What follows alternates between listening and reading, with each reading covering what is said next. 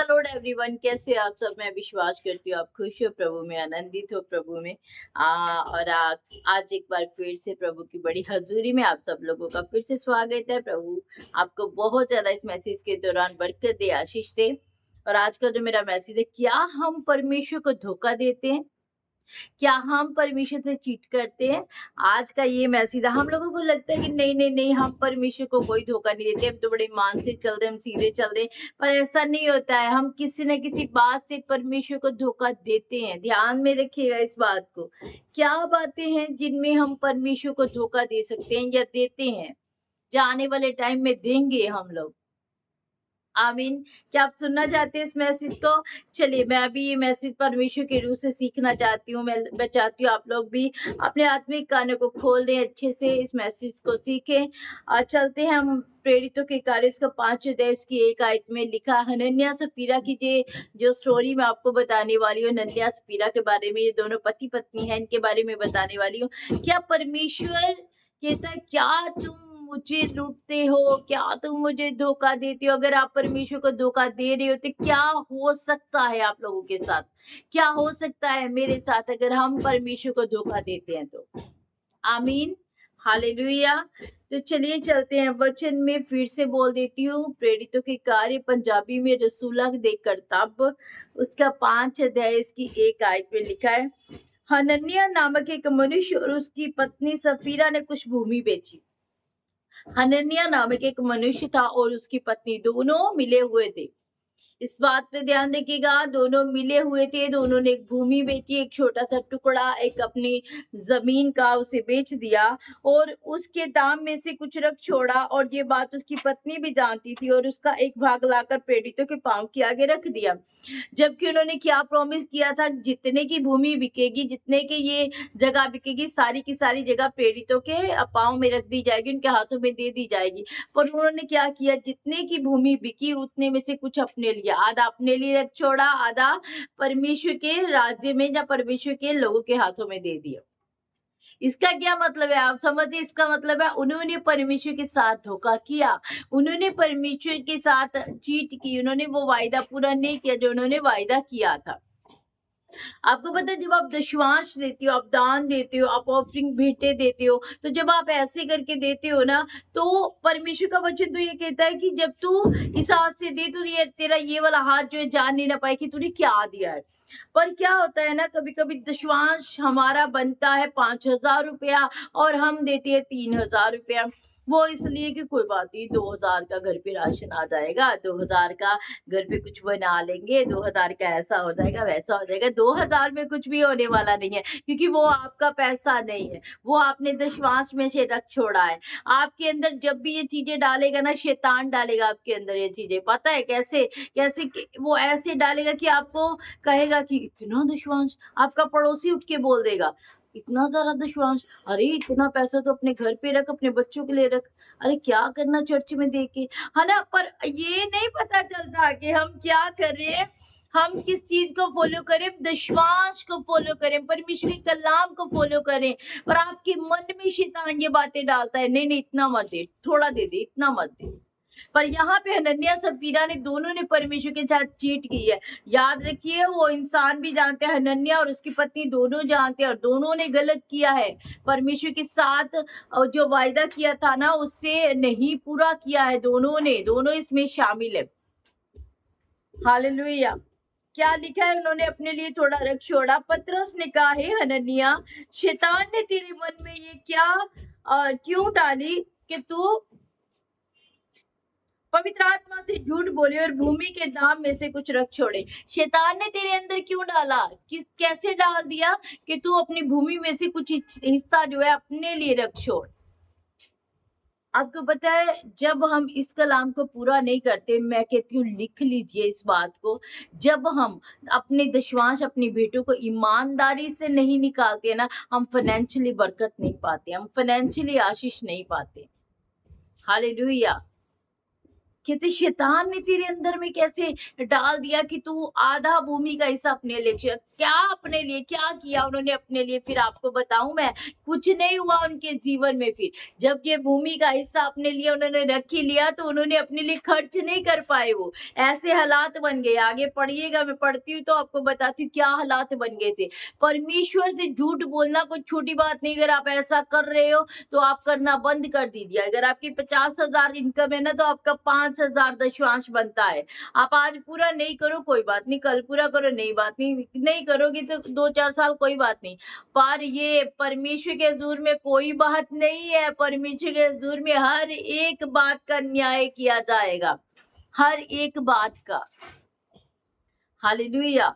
हम हर वचन को बड़ा अच्छा लेते हैं। प्रभु के दास आपके लिए बोलेंगे, प्रभु आपको गाड़ी से ब्लेस करने जा रहे हैं। आमीन। बड़ा सा निकलेगा फिर, आमीन। बहुत बड़ा जाएगा फिर। प्रभु आपको एक नया घर देने जा रहे हैं। आमीन। हालेलुया। बहुत ऊंचा निकलेगा फिर। पर जैसे ही प्रभु के दास वही खादिम आपको बोलेंगे कि आप ईमानदारी से अपना दशवांश निकालो, तो आमीन। ऐसा हो जाता है, ऐसा हो जाता है हमारा। आमीन।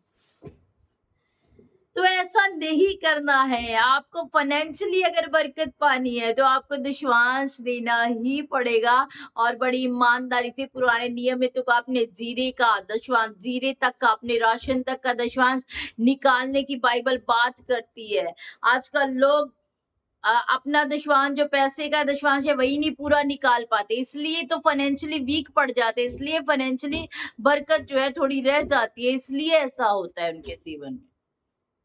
मैं ये नहीं कहती कि फाइनेंशियली उतार चढ़ाव नहीं आएंगे, आएंगे, आएंगे। हर कंडीशन हमारी जिंदगियों में आएगी, अच्छी बुरी भी सारी आएंगी। पर वो बुरी कंडीशन आपके जीवन में ठहरी थोड़ी रहेगी। फिर नहीं ठहरी रहेगी जब आप ईमानदार है परमेश्वर के साथ। तो मैं जब बाइबल में न्यू टेस्टामेंट में पढ़ती हूँ ना, उस विधवा ने 2 दमड़ियां थी उसके पास, सिर्फ कितनी 2 दमड़ियां।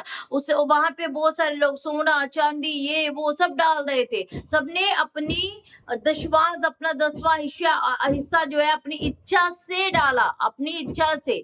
और उसने क्या किया, एक विधवा ने 2 दमड़ियां थी, केवल उसके पास वही 2 थी, उसने वो 2 की 2 ही डाल दी। उसने अपना सारा हिस्सा डाल दिया, उसने दशवांश नहीं डाला, उसने अपना सारा हिस्सा डाल दिया। यहाँ पे परमेश्वर के जो लोग हैं ना, वो प्रॉमिस करते हैं परमेश्वर के दासों के साथ कि हमारी भूमि जितने में बिकेगी सारे सारे हम आपके हाथों में दे देंगे पैसे। पर उन्होंने क्या किया, उन्होंने उस भूमि में से जितनी बिकी थी उसमें से उन्होंने कुछ रख छोड़ा अपने लिए, अपने फ्यूचर के लिए, अपने खाने के लिए, अपने पीने के लिए। उन्होंने अपने लिए सोच लिया ये। पर क्या उनका सोचना सही था? क्या उनको ये काम करना चाहिए था? मैं आपको बता देती हूँ, करना चाहिए आज हमें कि नहीं करना चाहिए। जब तक मैं तेरे पास रही क्या तेरी ना थी, और जब बिक गई तो क्या तेरे वश में ना थी? तूने ये बात अपने मन में क्यों विचारी? तू मनुष्य से नहीं परंतु परमेश्वर से झूठ बोला है। हालेलुया। कहते जब तक तेरे हाथ में थी वो तेरी थी, और जब बिक गई तब भी तेरी थी। पर ये जो दुश्मन, ये जो तूने प्रॉमिस किया था ना, वो सारी भूमि का हिस्सा तू हमें देगा, तूने वो पूरा नहीं किया। तूने हमारे साथ धोखा नहीं किया, तूने हमारे साथ धोखा नहीं किया। याद रखिए, आप खुदा के खादिमों के साथ धोखा नहीं करते हो, आप खुदा के दासों के साथ धोखा नहीं करते, आप परमेश्वर के साथ डायरेक्ट धोखा करते हो। परमेश्वर की आंखें देखती हैं, लगी रहती हैं, सुनती हैं, उसके कान सुनते हैं। वो जानता है आप क्या क्या काम पूरा कर रहे हो, वचन के अनुसार कैसे चल रहे हो। आप इस वचन को पूरा नहीं करते तो आप फाइनेंशियली आशीष कैसे पाओगे? मैं आपको बताती हूँ, एक ऐसी सिचुएशंस आ जाती है जिसमें कभी कभी हमें पढ़ना पड़ता है, ऐसे हालात की जिसमें कंडीशन बहुत टाइट हो जाती है, कोई वजह कोई ऐसा प्रॉब्लम हो जाती है। पर ऐसी सिचुएशंस का आना भी जरूरी है, क्योंकि जब वो हालात आएंगे तो परमेश्वर उन हालातों से हमें उठाएंगे, तो पता चलेगा परमेश्वर की महिमा का, तो पता चलेगा परमेश्वर के कामों का, तब पता चलेगा कि परमेश्वर आपसे प्रेम करते हैं। आमीन। हालेलुया। तो प्रभु से धोखा करने की बात तो सोचिएगा भी मत कि आप मनुष्यों से छिपा लेंगे, आप मनुष्य से छिपा के कर रहे हो, कोई बात नहीं, इस दीवार के पीछे कर रहे हो, इस दीवार के आगे क्या पता चल रहा है। अरे परमेश्वर दीवार के पीछे भी वैसे ही है, आगे भी वैसे ही है, उधर भी तो उधर भी, हर जगह परमेश्वर एक जैसे, और देखते हैं वो आपको आप क्या करते हो। आपने बहुत बार कभी कभी हम परमेश्वर के आगे ये कर लेते, प्रभु हमारा ये काम कर दे, हम ये करेंगे, वो करेंगे, हम अब वो काम हमारा हो जाता है, पर हमारा हमारा जो मतलब जो हमने किया होता है ना प्रॉमिस प्रभु के साथ, वो पूरा नहीं करते हम, वो पूरा नहीं करते हैं। और ओल्ड टेस्टामेंट में लिखा गया था, अगर तू सुखन करे तो उसे जल्दी से जल्दी उतार दे। सुखना करनी नहीं चाहिए, अव्वल तो सुखना करो ही मत। भी मैंने ये कहा है, प्रॉमिसेस करो मत ऐसा, अगर पूरा नहीं कर सकते हो आप लोग तो। हालेलुया। हर प्रॉमिस, हर वायदा जो हम प्रभु के साथ करते हैं, हम वो पूरा करते हैं और करना भी चाहिए। मैं ये आपको बोल रही हूँ। और आगे क्या लिखा है, ये बातें सुनते हनन्याह गिर पड़ा, प्राण छोड़ दिया, और सब सुनने वालों को बड़ा भय छा गया। ये बातें सुन ही रहा था वो हनन्याह, जिसने धोखा किया था प्रभु के साथ। वो सुनते सुनते गिर गया, और जब वो गिर गया, वो मर गया। उसी समय उसे गाड़ा गया, उसी समय उसे दफनाया गया। और थोड़े ही टाइम बाद उसकी पत्नी वहां पे आती है। वो भी जब हाल पूरा जानती है और सुनती है, वो भी वहीं पे मर जाती है, और दोनों मर गए। और जो भूमि उन्होंने रखी थी, वो किसी काम की नहीं रही। जो भूमि अपने लिए पर्सनली उन्होंने रखी थी ना, वो किसी काम की भूमि नहीं रही।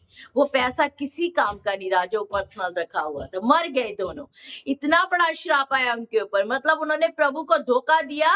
तो प्रभु ने मतलब इतना वो धोखा, अगर आप धोखे की बात करोगे ना, तो धोखे की बात सीधी मृत्यु। मर गए दोनों। वो पर्सनल पैसा जो मैं इकट्ठा कर रही हूँ, आप इकट्ठा कर रहे हो, उसका कोई फायदा नहीं है, उसका कोई भी फायदा नहीं है। परमेश्वर के राज्य में बीज को बोएं बड़ी ईमानदारी के साथ, बड़ी ईमानदारी के साथ, तो प्रभु आपको बहुत ज्यादा उन्नत करेंगे। आमीन। God bless you. प्रभु आपको बहुत सारी आशीष दे, बरकत दे इस मैसेज के दौरान। तो कल मिलते हैं। मैं एंजल शर्मा आपसे विदा लेती हूँ। God bless you. आमीन।